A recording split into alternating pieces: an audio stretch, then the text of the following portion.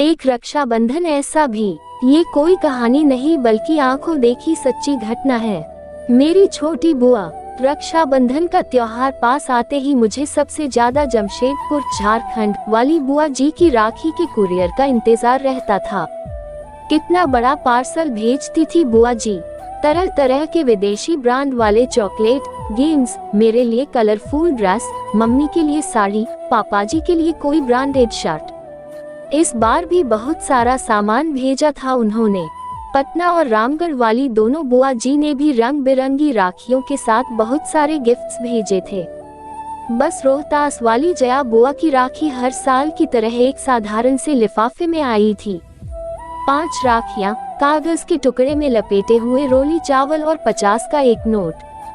Mummy ने चारों बुआ जी के पैकेट डाइनिंग टेबल पर रख दिए थे ताकि पापा ऑफिस से लौटकर एक नज़र अपनी बहनों की भेजी राखियां और तोहफे देख लें। पापा रोज की तरह आते ही टी टेबल पर लंच बॉक्स का थैला और लैपटॉप की बैग रखकर सोफे पर पसर गए थे। चारों दीदी की राखियां आ गई है।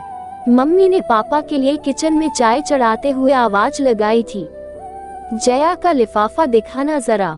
पापा जया बुआ की राखी का सबसे ज्यादा इंतजार करते थे और सबसे पहले उन्हीं की भेजी राखी कलाई में बांधते थे।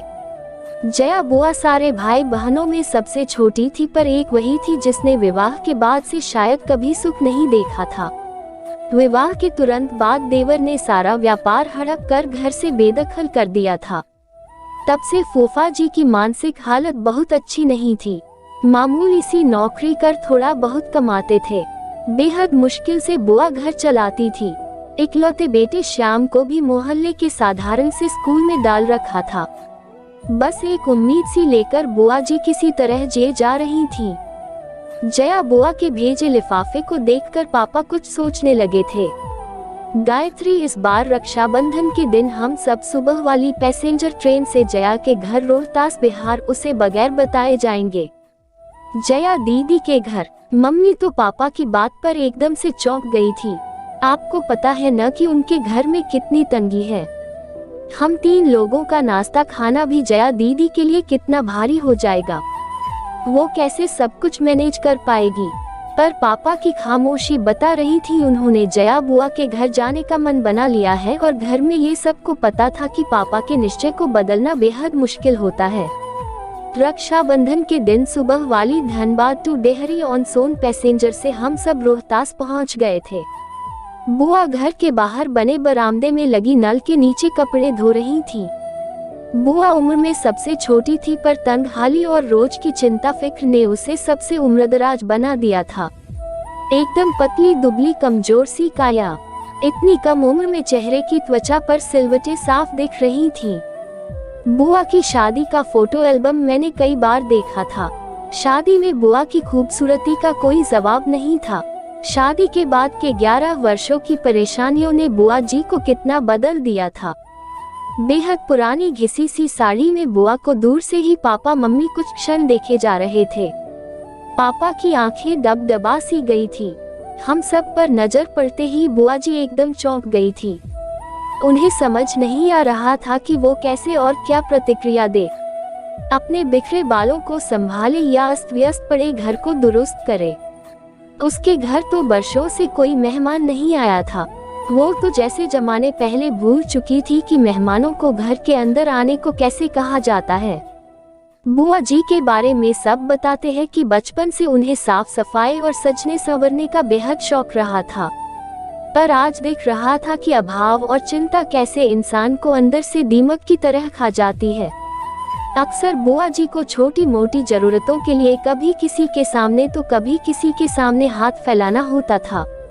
हालात ये हो गए थे कि ज्यादातर रिश्तेदार उनका फोन उठाना बंद कर चुके थे। एक बस पापा ही थे जो अपनी सीमित तनख्वाह के बावजूद कुछ न कुछ बुआ को दिया करते थे। पापा ने आगे बढ़कर सहम सी गई अपनी बहन को गले से लगा लिया था। भैया भाभी मनु, तुम सब अचानक आज सब ठीक है न? बुआ ने कांपती सी आवाज में पूछा था। आज वर्षों बाद मन हुआ राखी में तुम्हारे घर आने का, तो बस आ गए हम सब। पापा ने बुआ को सहज करते हुए कहा था। भाभी आओ न अंदर, मैं चाय नाश्ता लेकर आती हूँ।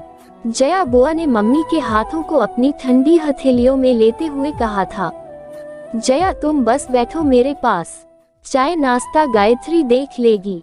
हम लोग बुआ जी के घर जाते समय रास्ते में रुककर बहुत सारी मिठाइयाँ और नमकीन ले गए थे। मम्मी किचन में जाकर सबके लिए प्लेट लगाने लगी थी। उधर बुआ कमरे में पुरानी फटी चादर बिछे खटिया पर अपने भैया के पास बैठी थी। बुआ जी का बेटा श्याम दौड़कर फूफा जी को बुला लाया था। राखी बांधने का मुहूर्त शाम 7 बजे तक का था। मम्मी अपनी नंद को लेकर मॉल चली गई थी सबके लिए नए ड्रेसेस खरीदने और बुआ जी के घर के लिए किराने का सामान लेने के लिए। शाम होते होते पूरे घर का हुलिया बदल गया था। नए पर्दे, बिस्तर पर नई चादर, रंग बिरंगे डोरमेट और सारा परिवार नए ड्रेसेस पहनकर जंच रहा था। न जाने कितने सालों बाद आज जया बुआ की रसोई का भंडार घर लबालब भरा हुआ था। धीरे धीरे एक आत्मविश्वास सा लौटता दिख रहा था बुआ के चेहरे पर सच तो ये था कि उसे अभी भी सब कुछ स्वप्न सा लग रहा था। बुआ जी ने थाली में राखियां सजा ली थी, मिठाई का डब्बा रख लिया था। जैसे ही पापा को तिलक करने लगी, पापा ने बुआ को रुकने को कहा। सभी आश्चर्यचकित थे। 10 मिनट रुक जाओ, तुम्हारी दूसरी बहनें भी बस पहुंचने वाली हैं। उद्धरण चिन्ह, पापा ने मुस्कुराते हुए कहा तो सभी पापा को देखते रह गए। तभी बाहर दरवाजे पर गाड़ियां के हॉर्न की आवाज सुनकर बुआ, मम्मी और फूफा जी दौड़कर बाहर आए तो तीनों बुआ का पूरा परिवार सामने था। जया बुआ का घर मेहमानों से खचाखच भर गया था। महाराजगंज वाली नीलम बुआ बताने लगी कि कुछ समय पहले उन्होंने पापा को कहा था कि क्यों न सब मिलकर चारों धाम की यात्रा पर निकलते हैं। बस पापा ने उस दिन तीनों बहनों को फोन किया कि अब 4 धाम की यात्रा का समय आ गया है। पापा की बात पर तीनों बुआ सहमत थी और सबने तय किया था कि इस बार जया के घर सब जमा होंगे और थोड़े थोड़े पैसे मिलाकर उसकी सहायता करेंगे। जया बुआ तो बस एकटक अपनी बहनों और भाई के परिवार को देखे जा रही थी। कितना बड़ा सरप्राइज दिया था आज सबने उसे। सारी बहनों से वो गले मिलती जा रही थी। सबने पापा को राखी बांधी। ऐसा रक्षाबंधन शायद पहली बार था सबके लिए। रात एक बड़े रेस्तरां में हम सभी ने डिनर किया। फिर गप्पे करते जाने कब काफी रात हो चुकी थी। अभी भी जया बुआ ज्यादा बोल नहीं रही थी।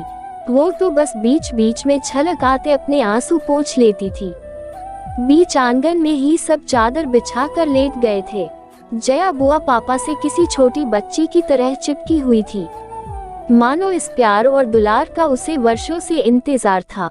बातें करते करते अचानक पापा को बुआ का शरीर एकदम ठंडा सा लगा तो पापा घबरा गए थे। सारे लोग जाग गए पर जया बुआ हमेशा के लिए सो गई थी। पापा की गोद में एक बच्ची की तरह लेटे लेटे वो विदा हो चुकी। पता नहीं कितने दिनों से बीमार थी और आज तक किसी से कहीं भी नहीं थी। आज सबसे मिलने का ही आशा लिए जिंदा थी शायद।